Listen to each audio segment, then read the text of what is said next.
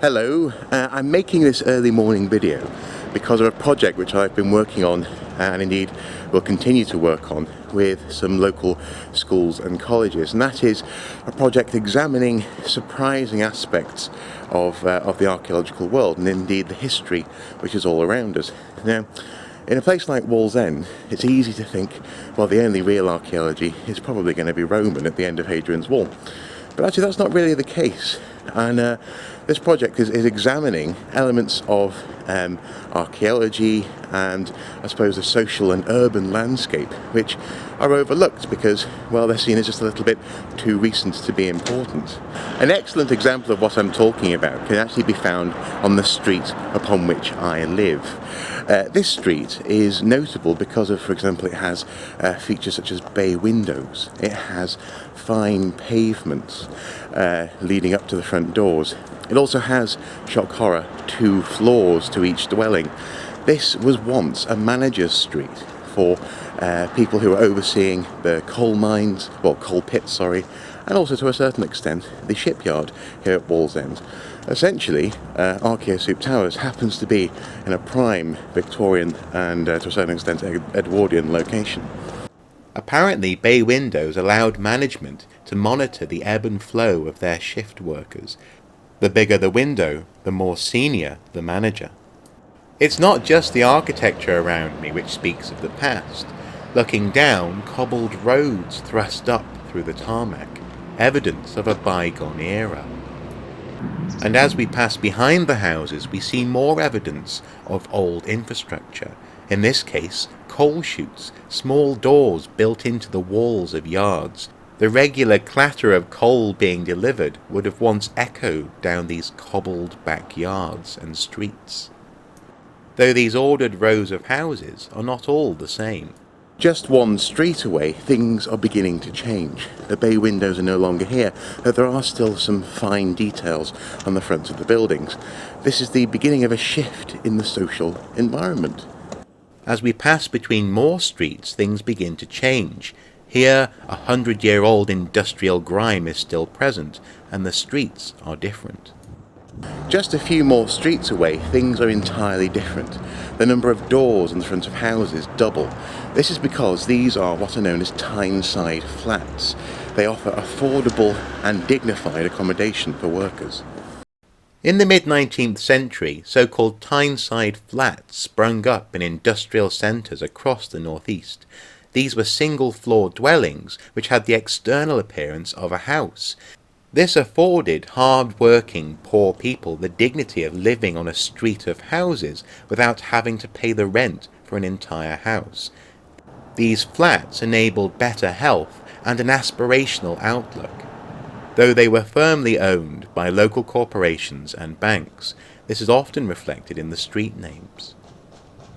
There are wonderful clues as to what life was like on these streets. This is a hinge from a window shutter, the only one I can find in all of Wallsend. Most have apparently been sheared off, as they are potential inconveniences to passers-by. In other instances, shared features from one street to another, such as these distinctive doors, can hint at the original appearance of entire streets. A wonderful insight. And of course, these streets can be dated with features as simple as post boxes, this one dating to the reign of Queen Victoria. But it's not just social space which is interesting. There's also plenty of evidence that Wallsend, during its height as an industrial powerhouse, was a wealthy and cosmopolitan town. All you really need to do is look around and look up. The High Street in Wallsend boasts an impressive and confident early 20th century architecture, ranging from Victorian and Edwardian to Art Deco styles. These are often revealed by looking up. Here we see that this shop had a far grander original purpose than Picasso Pizza and Price Slash. And from this perspective, I'm lucky enough to have found a photograph which shows what life was like in Wallsend 100 years ago. Here is the same street corner with Boots the Chemist proudly trading opposite us. A few months ago I photographed a mosaic in the doorway to that shop, again confirming the photograph. But recently, unfortunately, that was ripped up to make way for a new shop. Looking up helps us to name and date this grand building project, 1903. And indeed there are many other similar grand structures in Wallsend. The side streets off the main streets provide evidence of the source of this wealth. Wallsend was a storage and trade mecca. It was an industrial powerhouse. A cosmopolitan past is also hinted at by the range of religions represented in Wallsend, from Anglicanism to spiritualism, from Buddhism to Methodism and Mormonism.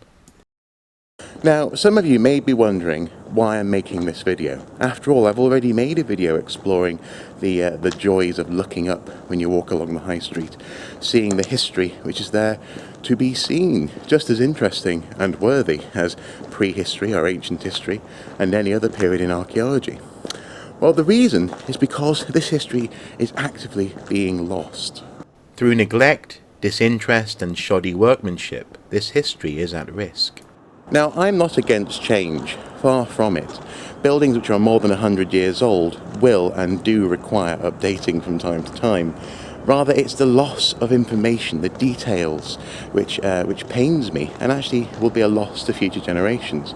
I've checked with the HER office, the local Historic Environments record, and they simply don't have records of, for example, the hinges for shutters, the front doors, the pavements, the types of details which actually really bring texture to streets like this one.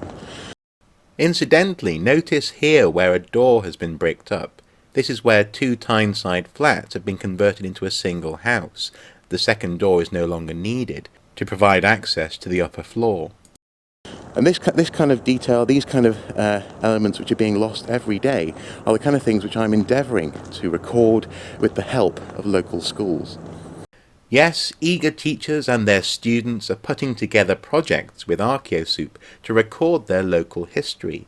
We go out and investigate the area and record all of this information in the field, at first on clipboards with paper and pencil, and eventually in databases, which we hand over to the local HER office for them to put into records which you can access via their gateway.